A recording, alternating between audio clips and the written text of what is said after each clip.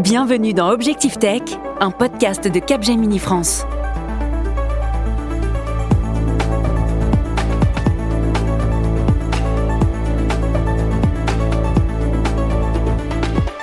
Bonjour et bienvenue en direct du studio 147 pour un nouvel épisode d'Écoutons le futur, une émission du podcast Objectif Tech produite par Capgemini qui permet de mieux comprendre l'impact des technologies et de s'orienter dans un monde qui accélère et se transforme. Alors aujourd'hui, nous allons parler d'une révolution médicale et surtout d'un immense défi, notre capacité collective à fabriquer des médicaments capables de réparer, voire de remplacer une fonction biologique défaillante grâce à des cellules vivantes. Au moment même où ces thérapies connaissent une accélération spectaculaire, la promesse médicale se heurte à une réalité industrielle, réussir le passage à l'échelle de ces processus extrêmement complexes à des coûts raisonnables. Pour la France, pionnière de la thérapie génique et de nombreuses avancées majeures, l'enjeu est stratégique, transformer l'excellence scientifique en une véritable filière industrielle de bioproduction capable de garantir à la fois l'accès aux soins, l'indépendance sanitaire et la soutenabilité économique. Alors comment fabrique-t-on concrètement ces médicaments à partir du vivant ? Pourquoi la bioproduction est-elle devenue un maillon critique de notre système de santé ? Et comment passer d'une production rare et coûteuse à une production maîtrisée, accessible et durable ? Eh bien, c'est tout l'enjeu de notre discussion aujourd'hui avec nos invités en plateau. Timothée Sinobert, vous êtes directeur du développement commercial chez White Lab Genomics. Victor Pozzobon, vous êtes responsable de l'équipe modélisation de la chaire de biotechnologie de Centrale Supélec. Laurent Laferrère, vous êtes directeur général chez le représentant de la filière française de la bioproduction de biomédicaments, France Biolid. Et notre chroniqueur, Maxime Mock, data scientist chez Capgemini Engineering. Bonjour à vous tous et bienvenue. Écoutons le futur, une émission présentée par Valère Coréard. Et on va commencer par poser les bases parce qu'après une telle introduction, on se dit oulala, c'est quand même un sujet qui est complexe et passionnant. Laurent Laferrère, directeur général chez France Biolid. La fabrication de ces traitements de demain nécessite plus qu'un simple assemblage des molécules, par exemple des environnements technologiques de pointe, des procédures ultra précises et une capacité d'innovation constante. Oui, tout à fait. Bonjour dans un premier temps. Les traitements de demain, comme vous l'avez dit en introduction, sont majoritairement des biomédicaments que l'on fabrique à partir du vivant. Et c'est là la vraie différence. Parce que travailler avec du vivant, c'est ni totalement prévisible, ni standardisé. Donc tout l'enjeu, c'est de maîtriser cette complexité grâce aux technologies, aux biotechnologies exactement, pour transformer ce vivant en biomédicaments fiables pour nos patients. Donc c'est le caractère vivant dans lequel réside l'essentiel de l'enjeu finalement de ces innovations. Dans le caractère vivant et dans le caractère en fait d'arriver effectivement à maîtriser ce vivant. Eh oui. Pour pouvoir en faire justement un biomédicament. Victor Pozzobon, vous êtes responsable de l'équipe modélisation de la chaire de biotechnologie de Centrale Supélec. Finalement, vous considérez chaque cellule comme une petite usine unique, c'est ça ? Bonjour Valère, tout d'abord, effectivement, en fait, c'est des procédés qui vont être des procédés relativement différents des procédés chimiques, parce qu'on va partir de plein de petites bactéries, cellules en général, qu'on va devoir dupliquer de manière à en avoir assez. Parce que oui, chaque cellule est unique, est toute petite et ne va pas pouvoir produire beaucoup de ce biomédicament, donc il va d'abord falloir les multiplier. Et une fois qu'on a cet échantillon cette collection de petites usines, on va leur demander de produire le médicament au travers d'une recette qu'on a été mettre dans leur génome. Et sur ce sujet, il y a aussi la question de la densité réglementaire, par exemple sur la conservation des médicaments. Là, à ce niveau-là, c'est un vrai sujet, effectivement, et c'est un sujet sur lequel, alors moi, en tant qu'expert un peu académique, je suis pas, disons, au niveau du front, mais ce que je peux voir au travers des publications, c'est que c'est quelque chose qui intéresse beaucoup de groupes de recherche. On parle de groupes de recherche qui vont englober Sanofi, GSK, mais aussi les structures publiques qui, elles, sont dans la demande, justement, d'une meilleure maîtrise de ces aspects-là, parce que c'est des aspects qui ensuite vont impacter toute la chaîne de valeur. Mais je laisse peut-être la main à mes partenaires qui, eux, sont plus à même de répondre là-dessus. Oui, et puis j'avais cette question pour Timothée Sinobert. Donc vous êtes directeur du développement chez White Lab Genomics. Produire un médicament biologique, c'est fondamentalement différent de fabriquer une molécule chimique, et en plus, c'est beaucoup plus complexe. Oui, bonjour et merci pour l'invitation déjà. La molécule chimique, c'est une recette de cuisine. On suit une recette, il n'y a pas de raison que ça ne marche pas, on fait 10 fois le même gâteau, a priori si les matières premières sont les mêmes, le résultat sera le même.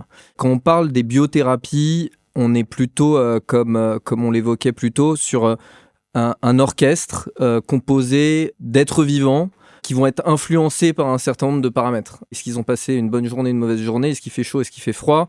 Et même si l'orchestre est excellent, on peut avoir un résultat qui sonne pas pareil. On ne sait pas pourquoi, mais ça sonne pas pareil. Et l'impact, quand il s'agit de biothérapie, le traitement qui sonne pas pareil, bien évidemment, ça a un impact majeur sur le traitement, sur la sécurité des patients également. Et donc, la complexité des paramètres qui influencent la production sont beaucoup plus importants et il y a beaucoup de paramètres qu'on a du mal à saisir et à comprendre. Et malgré que la recette soit exactement la même, on peut se retrouver dans une situation où le résultat est différent. Et ça, c'est une différence qui est fondamentale entre les molécules chimiques et les biothérapies. Là, avec ce qu'on vient déjà de dire, Laurent Laferrère, pour Biolide, on comprend que ces thérapies avancées ont des exigences particulières. Complètement. Et en fait, si on peut le définir en 3 points principaux, finalement, on vient d'entendre la complexité de ce produit via effectivement des cellules vivantes et la fabrication de ces cellules vivantes. Le deuxième point, c'est le rôle central du procédé de fabrication. On dit souvent que le procédé fait la qualité du produit. Et le troisième point, c'est selon les cas, les contraintes opérationnelles spécifiques qui vont finalement générer une qualité qui peut parfois être différente. Et tout l'enjeu, c'est justement d'avoir une qualité qui soit toujours la même, donc d'avoir des procédés qui soient robustes pour que la qualité au final de ce produit soit identique. Finalement, ces thérapies elles reposent sur un système global à maîtriser. Et puis Laurent, il y a une opportunité, on annonce que 60% des médicaments actuellement en R&D vont être bioproduits, donc on peut dire ou supposer que le changement d'échelle est imminent. Est-ce qu'on possède les infrastructures capables de suivre le rythme d'une demande mondiale ? Alors aujourd'hui, effectivement, on a des capacités, mais la vraie question, c'est pas seulement le volume, c'est aussi notre capacité à produire à des coûts qui permettent une diffusion à grande échelle. Aujourd'hui, ces thérapies, elles sont très prometteuses, on l'a vu, mais elles restent encore très coûteuses à produire. C'est là qu'on a un vrai décalage, un décalage parce que des traitements existent, les patients en ont besoin, mais ils ne sont pas assez encore accessibles. Et le défi, c'est pas seulement d'augmenter les capacités, mais c'est de les rendre tout simplement plus compétitives pour baisser les coûts et permettre un accès réel à ces nouveaux biomédicaments.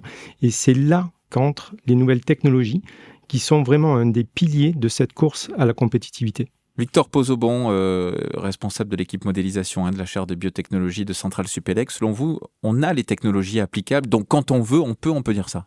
Ben là, je vais rejoindre Laurent parce que oui, quand on veut, on peut. C'est ce qu'il dit quelque part quand il explique qu'on a bien la capacité pour produire, mais qu'en fait, cette capacité-là, il faut la rendre compétitive. Et c'est vraiment, quand on veut, on peut, oui, mais à quel prix en fait ? Parce qu'aujourd'hui, ce que décrivait Timothée avec un orchestre qui des fois sonne faux, quand votre orchestre va sonner faux 3 fois de suite, en fait, à la fin de l'histoire, vous n'avez peut-être rien produit, alors que vous aviez cette capacité et au final, le vivant a quelque part refusé d'exprimer son potentiel là-dedans. Ça peut être frustrant, mais au-delà de la frustration, ça va avoir des conséquences, typiquement sur la disponibilité du médicament, sur le coût, sur beaucoup de choses en fait. Et c'est vraiment ça qui diffère, comme le disait Timothée, du chimique. Le fait de rendre tous ces procédés plus robustes, c'est un véritable enjeu pour la filière. Timothée Sinobert, vous dites qu'on est dans une course entre l'innovation thérapeutique et notre capacité industrielle à suivre. En effet, il faut différencier 2 choses, l'innovation et la production pour soigner des patients. On fait beaucoup de choses dans l'écosystème de la recherche avec des avancements absolument majeurs et extraordinaires, des promesses qui sont significatives pour les patients, mais il y a une barrière dans le domaine des biomédicaments entre la recherche et la production industrielle, entre un lot à petite échelle pour tester un médicament sur des modèles et soigner de nombreux patients. Les infrastructures qui sont nécessaires ne sont pas du tout les mêmes et c'est aussi une différence majeure avec les biothérapies, c'est le passage à l'échelle. Entre un lot d'un certain volume et un volume 10 fois supérieur, il ne suffit pas juste de multiplier par 10 tous les ingrédients et on va avoir le même résultat. On voit qu'il y a des gros problèmes de passage à l'échelle et qu'il y a des biothérapies pour des raisons extrêmement complexes qu'on n'arrive pas à passer à l'échelle. Donc on arrive à faire des choses extraordinaires sur des modèles animaux de petite taille et quand il s'agit de monter à l'échelle, il y a des problèmes d'agrégation, il y a des différents problèmes qui empêchent la production à large échelle. Et c'est là où on voit un vrai problème pour passer de la recherche académique jusqu'à soigner des patients. Et de plus en plus en France, on voit des plateformes qui émergent, qui sont à mi-chemin entre le milieu académique et le milieu industriel et qui ont vraiment cette vocation et cette vision d'être des acteurs translationnels entre le milieu académique et le milieu industriel. Je pense notamment à la plateforme Méhari de la PHP ou à Cell-Action de l'Institut Curie. C'est des plateformes qui ont justement vocation à faire ce lien et permettre aux chercheurs de développer leurs médicaments dans des phases plus matures, plus tardives. Et Timothée, actuellement, il y a une partie de la chaîne de fabrication qui repose alors sur des équipements, des logiciels, des consommables biologiques, qui est produite hors d'Europe. Maîtriser la chaîne de production, c'est aussi maîtriser sa souveraineté thérapeutique. On parle beaucoup de souveraineté énergétique en ce moment, mais il y a aussi ce sujet de la souveraineté thérapeutique, c'est intéressant. Alors, on l'a vu pendant la crise Covid, c'est l'exemple que tout le monde connaît, cette capacité à faire de la recherche rapidement et à soigner des patients efficacement. Ça s'applique à des maladies de fond qu'on cherche à traiter depuis des décennies, des maladies rares, mais ça s'applique aussi à des situations d'urgence thérapeutique où effectivement avoir les infrastructures localement nous permet de gagner en autonomie, en souveraineté pour soigner des patients dans des situations de crise. Mais en réalité, ça s'applique également à l'ensemble des traitements sur des maladies rares. Par exemple, c'est le type de maladie qu'on voit au Téléthon avec des pathologies gravissimes liées à des mutations génétiques qui induisent des défaillances et la plupart du temps, malheureusement, le décès des patients prématurément. Eh bien, on voit qu'il y a beaucoup de sociétés qui développent ces médicaments qui sont aux États-Unis et pour lesquels la priorité de développement est aux États-Unis. Et donc aujourd'hui, il existe des traitements qui sont accessibles en Amérique du Nord et qui ne le sont pas en Europe pour des questions d'industrialisation, pour des questions de coûts, pour des questions d'accès au marché, même si on a une recherche de pointe localement qui est extrêmement prolifique. Laurent de la Ferrère, l'indépendance technologique devient-elle un enjeu stratégique autant qu'économique ? C'est devenu un enjeu à la fois stratégique et économique. Stratégique d'abord parce que la santé, c'est un enjeu majeur pour un pays, au même titre que la défense. On pourrait presque parler de défense sanitaire et qu'il s'agit de sécuriser finalement dans la durée l'accès au traitement dans un contexte toujours plus instable. Économique ensuite parce que maîtriser ces technologies, c'est aussi développer une activité industrielle sur le territoire, créer de l'emploi et éviter de dépendre entièrement finalement des technologies qui sont fabriquées ailleurs. Et cette dépendance aurait un coût impactant bien sûr pour l'accès aux biomédicaments. Donc l'enjeu n'est donc pas non plus l'indépendance totale, mais la maîtrise des technologies clés et le renforcement finalement de notre résilience à une échelle pertinente, notamment européenne. Toujours sur ce sujet qui est vraiment passionnant, Victor Pozobon, responsable de l'équipe modélisation de la chaire de biotechnologie de Centrale Supélec.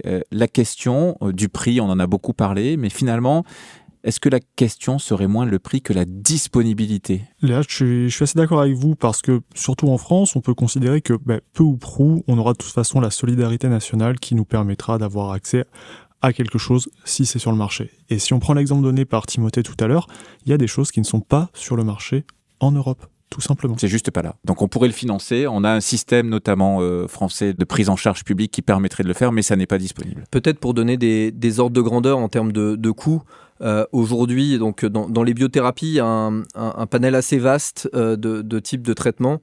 Je vais me focaliser sur les thérapies géniques et les thérapies cellulaires qui sont les plus compliquées en termes de produits et notamment de bioproduction. On parle de traitements qui coûtent pour une injection entre $300 000 et plus de 4 millions de dollars. Pour une seule injection. Donc on voit tout de suite que les prix sont extrêmement importants et qu'on ait un système de soins qui le prend en charge ou non. Évidemment, l'assurance maladie, quand on lui demande de payer 4 millions pour un traitement, eh bien, il y a des contraintes extrêmement importantes. La promesse, elle est colossale parce que pour ces traitements, la plupart du temps, on soigne le patient de manière définitive et curative avec des pathologies qui jusqu'à maintenant étaient sans alternative ou avec des alternatives qui sont encore plus coûteuses pour le système de soins. Je prends le cas de la DMLA, pathologie ophtalmique, c'est des injections dans les yeux tous les plusieurs mois pendant toute sa vie. Là, avec une injection, on corrige le problème de manière définitive. Donc évidemment, c'est une alternative qui est encore plus coûteuse, donc il y a un intérêt. Donc on est sur des coûts extrêmement importants. Moi, j'étais en Inde dans le cadre du sommet pour l'IA récemment avec la délégation française qui allait en Inde pour rencontrer des partenaires et des industriels.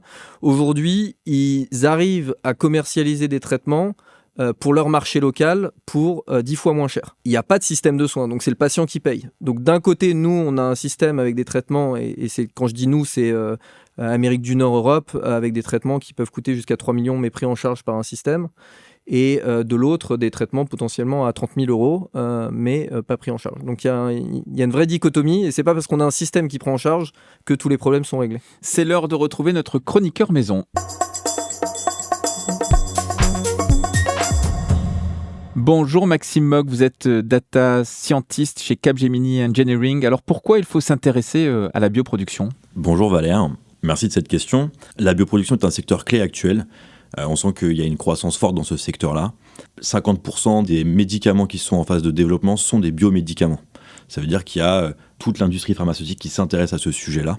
La bioproduction est une industrie qui a du retard sur sa numérisation et qui a une nécessité d'accélération dans ses process et dans sa delivery. On a bien vu avec la crise sanitaire du Covid que la création de nouveaux médicaments était importante et que on avait en France du retard sur ce sujet, mais aussi dans le monde par rapport à d'autres secteurs industriels. Et Maxime, pourquoi la bioproduction est un sujet important sur la filière française ?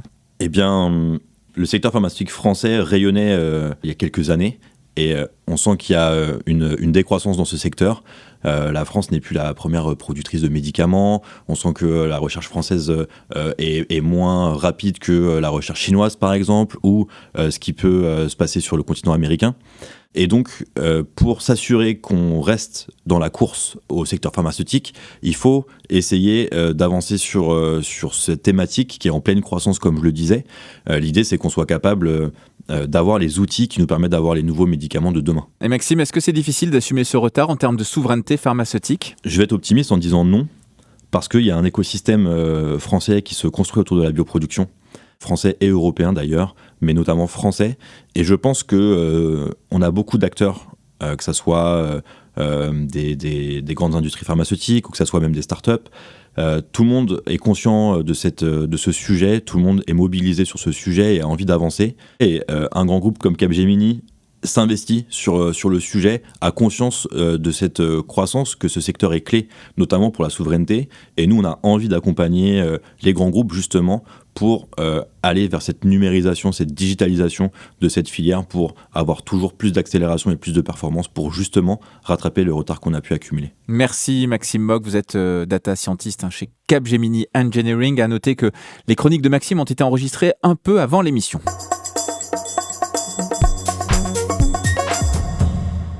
Laurent Laferrère, directeur général chez France Biolide, est-ce que la qualité de la production détermine la disponibilité des traitements et la fluidité des chaînes d'approvisionnement ? Bien évidemment, la qualité, elle est indispensable, mais j'allais dire, on ne va jamais donner un produit de mauvaise qualité à un patient. Le patient, il reçoit que des produits qui sont dits libérés, c'est-à-dire qui sont sécures pour lui. On peut parler aussi de qualité en termes de procédés et de maîtrise de procédés qui vont amener justement à un produit de qualité. Et c'est là que intervient beaucoup de technologies pour assurer une certaine compétitivité. On a besoin d'aller vite dans le développement. On a besoin d'assurer des fabrications qui soient maîtrisées et pour lesquelles, à la fin, on a la bonne qualité de produit pour éviter de jeter le lot. Parce que malheureusement, sur des produits à 2 millions de dollars ou d'euros, quand il faut jeter un lot, c'est un lot de 700 000 euros à peu près qu'on jette. Donc ça fait mal, il vaut mieux effectivement qu'on essaye de les réussir du premier coup. Et donc c'est pour ça qu'il est important de faire intervenir les bonnes technologies pour assurer une maîtrise de ces procédés.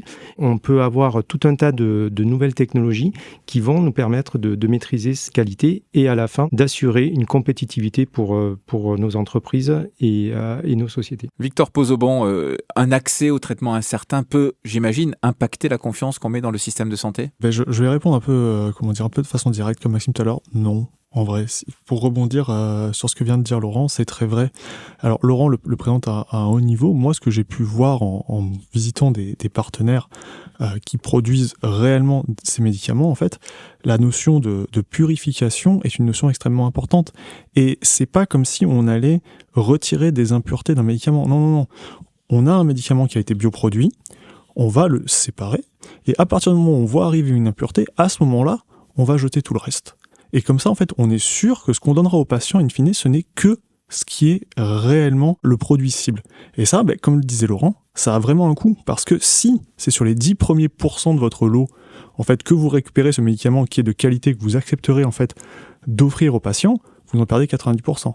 Si maintenant vous avez une bien meilleure qualité, et que vous pouvez, disons, récupérer 50%, voire plus, avec la même matière première, vous êtes arrivé à produire plus, et in fine, vous avez abaissé le coût du traitement pour le patient. Mais en termes de confiance, non, parce qu'encore une fois, c'est un environnement qui est très réglementé, et au-delà de la réglementation, moi ce que j'ai pu voir, c'est que les gens qui travaillent là-dedans, ils travaillent pour sauver des gens qui peuvent être leurs pères, leurs frères, leurs enfants. On peut avoir une confiance totale là-dedans. Timothée Sinobert, directeur du développement chez White Labs Genomics, est-ce qu'on pourrait dire que la frontière entre la R&D et l'usine disparaît ? Alors clairement, il y a un concept qu'on appelle le lab in the loop. C'est les laboratoires qui deviennent de plus en plus automatisés, où l'optimisation en temps réel a de plus en plus sa place. Traditionnellement, dans l'industrie pharmaceutique, on travaille vraiment de manière assez silotée. On développe, on recherche, et une fois que les choses sont en place, tout est fixé dans le marbre et la marge de manœuvre est extrêmement restreinte. Aujourd'hui, avec des approches d'intelligence artificielle notamment, on a la capacité de prédire des évolutions dans un bioprocédé qui mènerait à une perte de qualité, et on est capable aussi de travailler à des approches d'optimisation de la bioproduction qui permettent in fine d'augmenter les rendements. Donc ça, c'est une partie des activités qu'on mène à White Labs Genomics. On fait de l'IA appliquée à l'optimisation de la recherche et du développement de certains de ces médicaments, notamment les thérapies géniques et les thérapies cellulaires. Et l'objectif est de réaliser des tests qu'on appelle in silico, à contrario du in vitro et du in vivo. Donc on parle d'un côté de la paillasse et de l'autre côté de modèles bioinformatiques. Et donc nous, on développe des approches bioinformatiques pour proposer des modifications des bioprocédés, voire même proposer des modifications du produit lui-même, et de prédire l'impact de ces modifications sur le produit ou sur le bioprocédé.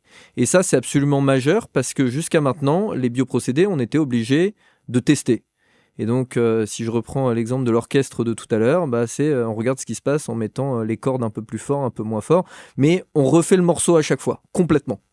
Et quand on est sur des coûts, on parle de dizaines, voire centaines de milliers d'euros à chaque lot, et en fait, faire un petit test en mettant 1 degré de plus, 1 degré de moins, bien évidemment, les coûts sont absolument colossaux. Avec l'intelligence artificielle, on est capable de jouer avec beaucoup plus de paramètres en même temps et de prédire l'impact de ces modifications sur le bioprocédé. Donc c'est vraiment une promesse qui permettra de réduire les coûts de manière assez significative sans changer les équipements. On parlait tout à l'heure d'avoir des plus grosses usines, c'est pas nécessairement ça l'enjeu. L'enjeu, c'est d'être plus efficient. Victor ? Effectivement, il y a l'aspect coût, mais il y a aussi un aspect de temps, parce qu'en fait, quand faire un test va vous prendre 2 à 3 semaines, en fait, entre le moment où vous décidez des conditions que vous allez changer et le moment où vous aurez vos résultats, si, comme le disait Timothée, vous devez faire 10, 20 tests, vous arrivez assez vite, en fait, à 1 année pour avoir une idée de ce que pourrait être ce changement. Et le in silico, justement, nous on le porte aussi, c'est quelque chose qui vous permet d'avoir ça peut-être, on va dire, en une journée. Vous programmez ça sur votre ordinateur, votre ingénieur le lance, il rentre chez lui, et le lendemain matin, il peut arriver en disant voilà ce que ça pourrait donner. Ça, c'est très concret. Et juste, Timothée, vous placez la bioproduction comme une infrastructure de santé publique au même titre qu'un hôpital ou un réseau de soins.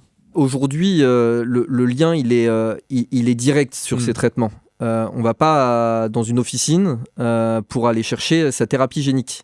Donc il y a une infrastructure et un lien hôpital, centre de production et patient qui est finalement complètement différent du schéma traditionnel où le patient va chercher son traitement à l'officine. Donc effectivement, ces sites de production, pour certains de ces traitements, rentrent directement dans le parcours de prise en charge. Certains de ces traitements nécessitent notamment de prendre des cellules du patient lui-même, le patient qui doit être traité, de les modifier, ce qu'on appelle ex vivo, donc à l'extérieur du corps du patient, et de lui réinjecter ces cellules. Et donc là, on voit que dans ce processus, le patient est au cœur de la prise en charge, mais que finalement, le site de production qui va être impliqué dans l'ingénierie de ces cellules devient une partie prenante complètement intégrée au circuit du patient. Et Laurent Laferrère, c'est donc aussi un sujet de sécurité collective, un bien commun stratégique en quelque sorte. Oui, et je dirais que le vrai sujet, en fait, ce sera, et c'est déjà notre capacité finalement à soigner notre population dans 10 ans. C'est ce qui est en train de se jouer aujourd'hui. Cela suppose aussi d'accélérer cette mobilisation collective qui a démarré. Je dirais en mobilisant toute la société pour que la société prenne conscience de ce moment que l'on est en train de vivre et qui est important parce que c'est ce qui va faire basculer notre faisabilité de soigner notre population dans 10 ans ou pas. Ça, c'est le premier point. Le deuxième point, c'est, après cette prise de conscience de la société, c'est que finalement, nos investisseurs puissent prendre un peu plus de risques. Prendre un peu plus de risques pour justement investir dans ces nouvelles technologies, investir dans ces nouveaux biomédicaments, comme ça se fait dans d'autres pays, et notamment aux États-Unis, où il y a cette culture de la prise de risque qu'on n'a malheureusement pas en Europe, ou beaucoup moins en Europe, et qu'on a encore beaucoup moins en France. Le troisième point, pour pouvoir accélérer, c'est avoir un peu plus d'agilité au niveau de la réglementation, tout en sécurisant bien sûr les produits pour le patient, mais on a besoin d'agilité publique, d'agilité administrative, je dirais. Et puis, ce qu'on fait aussi, c'est casser ces barrières dans toute la chaîne de valeur. C'est ça qu'on est en train de faire maintenant quotidiennement, parce que en cassant toutes ces barrières entre la recherche, entre la production, entre les patients, etc., tout cela, ça permet effectivement d'accélérer la mise à disposition du produit pour les patients. Et encore une fois, c'est ce qui va nous aider à, demain, construire une santé qui, je l'espère, de tout cœur, pourra, soigner nos familles dans les 10 prochaines années et ne pas être dépendant finalement de produits qui viennent de l'extérieur. Aujourd'hui, maîtriser chaque technologie ne suffit plus. Intelligence artificielle, nouvelle connectivité, réalité virtuelle, quantique. Les technologies convergent et ça change tout. Comment adapter son entreprise et former ses équipes ? Comment anticiper l'impact sociétal et environnemental de cette révolution ? Chaque semaine, nos experts et nos invités se réunissent pour parler tech dans un monde qui se transforme. Débats, chroniques, témoignages, le futur s'écoute dès à présent dans Objectif Tech, le podcast de Capgemini. Abonnez-vous. Il est temps et avec plaisir de retrouver de nouveau notre chroniqueur maison. Rebonjour Maxime Mock, vous êtes data scientist chez Capgemini Engineering. Alors la nouvelle structuration de la donnée dont nous venons de parler implique-t-elle aussi une transformation des sites de production ? En effet, cette arrivée de la donnée, de cette utilisation massive, nous emmène vers une restructuration, un changement dans les usines de demain. L'idée, c'est qu'on soit capable justement de structurer cette donnée beaucoup plus facilement, qu'on soit capable de l'utiliser à travers des logiciels basés sur l'IA pour accompagner les experts, que ce soit en recherche ou sur les parties beaucoup plus industrielles. Donc on va devoir, grâce à ces nouveaux outils, créer des usines qui vont être différentes, notamment aussi parce qu'on va être capable de créer plus, on va avoir des performances qui vont être améliorées, ça va complètement changer les process, et donc aussi, sans parler forcément de logiciel, mais on va avoir en fait un nouveau design de procédés qui vont arriver. Il y a un deuxième aspect également qui est important, c'est le transfert de savoir dans les équipes. Grâce justement à ces bases de données dynamiques que nous on a pu créer, notamment à travers Calypso par exemple, on est capable en fait de promouvoir du transfert de connaissances tout au long de la chaîne, que ce soit de la R&D jusqu'au manufacturing. Et donc dans ce cadre-là, en fait, on va avoir des nouveaux outils.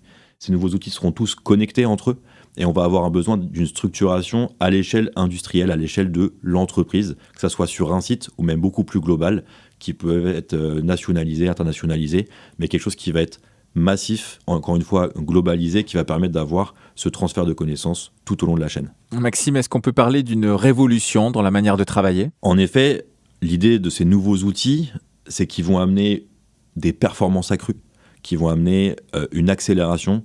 Il va y avoir besoin d'une familiarisation avec les outils basés sur l'IA, comment on les exploite. On a bien vu que depuis l'arrivée des chatbots conversationnels type ChatGPT, qu'on est capable de s'y habituer. Tout le monde devient un petit peu expert en prompting, par exemple. Et c'est pareil avec ces nouveaux outils qu'on est capable de créer. Ça va être la même chose avec ces nouveaux designs de procédés qu'on va avoir. Chaque collaborateur à son poste va vivre une petite révolution dans sa manière de travailler. Et ça va demander aux équipes de s'adapter pour justement accepter ces accélérations et ces performances améliorées qu'on peut avoir, qu'on pourra retrouver un petit peu tout au long de la chaîne. on va aussi avoir besoin de ces équipes qui vont être plutôt hybrides, d'accompagnement en fait justement de ces experts. Moi, ce que je vois, c'est que en tout cas de notre côté chez Capgemini Engineering, on va avoir des gens qui vont être spécialisés en data, mais qui vont avoir aussi une double compétence, qui seront capables de mieux travailler avec les équipes pour créer les nouveaux outils de demain. Et de la même manière, on va avoir aussi des experts métiers qui ont cette appétence un petit peu pour la data et qui vont mieux la comprendre. Et de cette manière-là, on va avoir en fait des compétences un petit peu pluridisciplinaires qui vont amener à une meilleure intégration de ces outils, une meilleure compréhension de ces outils, qui nous emmène sur, en effet, une révolution de la manière de travailler, puisqu'on n'a pas des compétences classiques. En tout cas, on n'a pas les mêmes compétences classiques qu'il y a 10 ans, par exemple. Et peut-être une dernière question, Maxime. Est-ce que ça indique que nous aurons accès à plus de médicaments ? L'idée de ces accélérations et de ces améliorations de performance, c'est justement en effet de pouvoir traiter plus de molécules qui sortent de la R&D. Plus on est capable d'accélérer sur ces sujets-là, plus on pourra en effet produire de molécules d'intérêt pour les patients. Puisqu'en effet, rappelons-le, la finalité, c'est le patient, c'est l'accès aux soins, l'accès aux médicaments. L'idée, c'est de pouvoir, grâce à ces outils, d'améliorer la gestion de son site, finalement. On va sûrement réduire des délais. On va peut-être avoir des améliorations de procédés. Avant, on était peut-être sur des productions qui étaient de l'ordre de, alors c'est un petit peu technique, mais de l'ordre de 5 grammes par litre, par exemple, et on va avoir des rendements qui sont multipliés par 3 sur les nouveaux biomédicaments. Ça impose une révolution dans la manière de travailler. Les process ne seront pas du tout pareils, et puis les technologies évoluent, on va avoir des process qui sont beaucoup plus en continu maintenant, et donc tout ça amène une organisation différente de sites, et qui dit une gestion de sites différente, dit également une meilleure parallélisation dans la gestion des biomédicaments, et donc amènera plus vite à plus de nouveaux médicaments sur le marché. Merci beaucoup Maxime Mock, vous êtes data scientist chez Capgemini Engineering. À noter que les chroniques de Maxime ont été enregistrées juste avant l'émission. À l'horizon 2030, la transformation ne sera peut-être pas spectaculaire, mais progressive, cumulative, concrète pour les patients. J'ai une question pour vous trois. Est-ce qu'on peut imaginer demain des métiers hybrides, peut-être aujourd'hui d'ailleurs, à la croisée de la biologie, de la data, de l'ingénierie ? Laurent ? C'est déjà une réalité, puisque la bioproduction, elle est à la croisée de la biologie, de l'ingénierie, de la data, comme vous venez de le dire. Cette hybridation, on la retrouve très concrètement dans la filière. On a des biologistes qui conçoivent les biomédicaments, les ingénieurs et les industriels qui développent les procédés, mais aussi les équipements. Il ne faut pas oublier que dans la filière, on a aussi des équipements qui vont venir justement aider à la biofabrication. On a des acteurs de la data, on en a parlé tout à l'heure, pour pouvoir effectivement aider à accélérer le développement de ces procédés. Ce qui est intéressant, c'est que toutes ces expertises doivent fonctionner ensemble. Donc déjà, il faut qu'elles parlent le même langage. Ce qui n'est pas évident. Et le deuxième point, c'est qu'une fois qu'on arrive à parler le même langage, c'est comment finalement on arrive à aligner ces différentes compétences pour justement accélérer le développement. C'est ce qu'on fait au cœur de la filière tous les jours, avec cette volonté de travailler sur l'intelligence collective pour adresser justement tous les défis complexes de la bioproduction. Timothée, pour compléter ? Oui, alors c'est une transformation, comme Laurent le disait, qui a déjà commencé depuis un moment déjà. On a, nous, à White Lab, des experts de la biologie et uniquement de la biologie, des experts de la data science et uniquement de la data science, des gens qui sont pas forcément experts ni de l'un ni de l'autre, mais qui arrivent à parler aux deux, et enfin des experts des deux. C'est pour moi l'association de ces 4 catégories qui permet de fonctionner. Avoir des experts des deux partout et tout le temps, c'est impossible parce qu'il n'y en a pas beaucoup. Et c'est encore des fonctions rares, des gens qui ont vraiment une compréhension fine de la bio et de l'IA. Il n'y en a pas beaucoup, mais ils sont en train d'être formés. Et donc, il y a aujourd'hui des vraies transformations dans les parcours de formation avec des gens qui soit font pharma et ensuite un PhD en intelligence artificielle. C'est le cas d'un des responsables d'équipe de White Lab Genomics. Et on voit aussi des ingés qui se forment à la biologie et qui développent une vraie expertise dans le domaine de la biologie. Et donc aujourd'hui, c'est vraiment l'association de toutes ces compétences. Et l'ère où c'était des data scientists seuls qui analysaient des données de bio et qui en rendaient des résultats qui n'avaient aucun sens, est complètement révolue parce qu'aujourd'hui, à la fois dans les sociétés, à la fois dans les industries pharmaceutiques et à la fois par la collaboration entre les acteurs, eh bien, on a un écosystème qui est beaucoup plus perméable aux expertises et on voit vraiment des grosses avancées par le partage entre ces différentes fonctions. Victor, vous constatez cette hybridation ?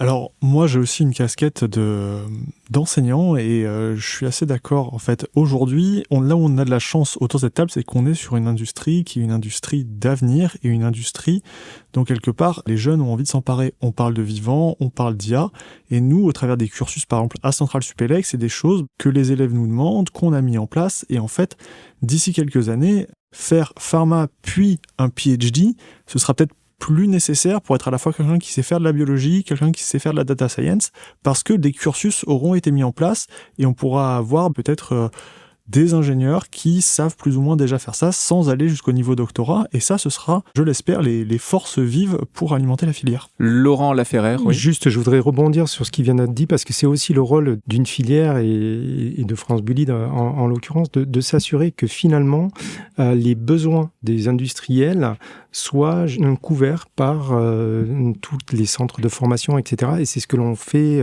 régulièrement, s'assurer qu'il y a un pont entre la formation et les industriels. Et Laurent, autre question, est-ce qu'on a un enjeu d'industrialisation rapide des thérapies dans certains domaines spécifiques ? C'est pas un domaine spécifique, c'est l'industrialisation rapide, elle est là pour toutes les familles des biomédicaments, parce qu'à la fin, c'est un patient qui doit avoir accès à ces nouveaux produits. Et puis, l'industrialisation rapide, pourquoi ? Parce que, quelque part, il faut aussi aller capter un marché le plus rapidement possible. Celui qui va capter le marché le plus rapidement possible va détenir la grande majorité de ce marché. Donc ça, c'est important. Et ce qu'on a besoin, c'est d'avoir aussi d'aider finalement nos entreprises en France à pouvoir capter ces marchés rapidement pour avoir des fortes locomotives pour continuer à développer la filière. Timothée Sinobert, c'est important de rappeler aussi que accélérer cette industrialisation, c'est pas juste un enjeu business, un enjeu d'emploi, un enjeu d'innovation, c'est sauver des vies. Complètement, et c'est à la fois sur des traitements qui sont déjà sur le marché et à la fois sur des traitements à venir. Un des facteurs majeurs qu'on est en train de vivre aujourd'hui, c'est que ces traitements, quand on parle d'explosion du nombre de pathologies qui vont être traitées, c'est aussi parler de pathologies qui sont de plus en plus communes. Jusqu'à maintenant, on avait beaucoup de ces traitements qui étaient limités à des sous-groupes de patients très particuliers en oncologie ou des pathologies rares avec des cohortes de patients qui sont extrêmement limitées. On parle de quelques dizaines, voire quelques centaines de patients parfois dans le monde. Aujourd'hui, la démocratisation scientifique de ces technologies permet d'envisager des pathologies qui sont de plus en plus courantes et de traiter des populations de patients qui sont beaucoup plus importantes dans des pathologies du système nerveux central, dans des maladies inflammatoires, où on a du coup une industrialisation qui va devoir suivre parce que le volume va effectivement croître de manière extrêmement significative. Victor Pozzobon, est-ce qu'il faudrait faire un arbitrage entre deux voies, produire beaucoup avec un procédé dur à contrôler ou produire moins mais avec un procédé plus robuste ? Merci Valère pour cette question qui fait effectivement écho à ce que disaient Timothée et Laurent au début sur la partie production. Et aujourd'hui, il y a quelque part une espèce de miroir aux alouettes à penser qu'on contrôlera le vivant au point d'en faire une Formule 1 qui ira toujours très vite et qui arrivera toujours à bonne destination. C'est pas vrai. Aujourd'hui, la notion de robustesse quand on fait des biotechnologies, c'est une notion qui est extrêmement importante parce qu'en fait, vu les montants mis en jeu, mieux vaut peut-être produire moins, mais produire de façon sûre, qu'en fait prendre le risque de perdre des montants qui ont été les montants qui se comptent en centaines de milliers d'euros présentés par nos deux intervenants industriels. Donc clairement, là, à ce niveau-là, l'arbitrage, je pense qu'il a été fait. On est sur de la robustesse qui donne aussi de la visibilité à tous les autres acteurs de la chaîne de valeur parce que on sait qu'on va pouvoir livrer plus ou moins en temps et en heure parce qu'on ne prend pas de risque en amont sur la production. Et Victor, est-ce que le développement de modèles prédictifs pourrait éviter à de nombreux médicaments essentiels de se retrouver en tension ? Je pense aux anticancéreux, l'insuline, des immunothérapies, des traitements pédiatriques et j'en passe. Au travers de plusieurs aspects, oui, la modélisation et les outils du numérique peuvent avoir un impact qui va être un impact positif. Typiquement, tout à l'heure, Timothée parlait de design de nouveaux procédés. Il prenait l'exemple de la température. Qu'est-ce qui se passe si je monte ou je descends la température d'1 degré ? Et bien ça, en fait, aujourd'hui, si vous avez des modèles, des outils numériques, qui soient IA ou peut-être plus classiques, qui vous permettent d'avoir ces réponses, vous pouvez, au moment où vous allez vouloir concevoir votre procédé, le faire de manière plus efficace, aller chercher cette robustesse dont on parlait. Il y a un autre aspect, qui est cette fois plutôt en production, c'est que, en général, quand on va avoir une production, l'orchestre que présentait Timothée tout à l'heure, vous commencez à l'entendre quand il se met à jouer de façon un peu étrange. Et là, vous avez deux options. La première option, c'est soit vous prenez le risque de continuer en disant si ça se trouve à la fin on va tout jeter. Très bien. Là, ça veut dire que vous y passez du temps, vous y passez typiquement de l'utilisation de votre matériel au sens le réacteur de production. Vous prenez votre risque. Mais aujourd'hui, ces outils numériques, ils nous permettent d'aller plus loin et de dire, mais en fait, si je prends cette action correctrice, est-ce qu'elle va dans le bon sens ou non ? Et si ce test, on a la réponse en 10 minutes, vous faites 2, 3, 4 tests. Le modèle, il va pas vous donner une notion de vérité, mais il va vous donner une notion de tendance. Et vous, en tant qu'expert, vous savez où vous voulez aller, et lui, il va vous aider à vous dire, peut-être que là, oui, il faut peut-être ajuster la température, ajuster le pH, peut-être leur redonner un peu à manger, parce qu'en fait, elles ont faim, vos petites cellules qui vous servent de petites usines. Et là, le numérique, au sens large, a vraiment du sens. Donc oui, sur la production, mais même avant la conception du procédé, ce sont des outils qui sont pertinents. Et Timothée, c'est ce qui nous permettra de passer d'une bioproduction réactive à une bioproduction intelligente ? Complètement. Il y a plusieurs enjeux à ça pour y arriver, et clairement, c'est la tendance. C'est la génération de la donnée. Ça peut paraître bête, mais pour analyser de la donnée, faut avoir de la donnée. Maxime évoquait le projet Calypso dans lequel Capgemini est impliqué. C'est un projet qui se focalise beaucoup sur comment on peut générer plus de données en temps réel dans les équipements de production. Parce qu'effectivement, si on a uniquement les informations de qu'est-ce qu'on met et qu'est-ce qui en sort à la ligne d'arrivée, on loupe énormément d'informations sur la vie effectivement de ces cellules à différents temps du processus de bioproduction. Donc c'est générer la donnée, 2, ça peut paraître bête, mais l'enregistrer quelque part, hein, parce que si vous la générez, mais qu'elle n'est pas structurée et interopérable entre les machines, et si les machines elles communiquent pas entre elles, finalement vous avez des silos, vous n'avez pas la donnée. Et 3, avoir les outils pour analyser cette donnée, et que cette donnée, elle ait été générée dans une dynamique de faire de la data science. Et ça, on parlait tout à l'heure de la formation des équipes, c'est pas que former des techniciens de laboratoire à utiliser des prompts, c'est aussi former des techniciens à générer de la donnée de qualité, réutilisable et qui répond à un certain nombre de normes pour pouvoir, in fine, les utiliser. Et ça, c'est absolument majeur. Et aujourd'hui, on se rend compte que le domaine est quand même relativement en retard par rapport à d'autres domaines industriels, l'automobile par exemple.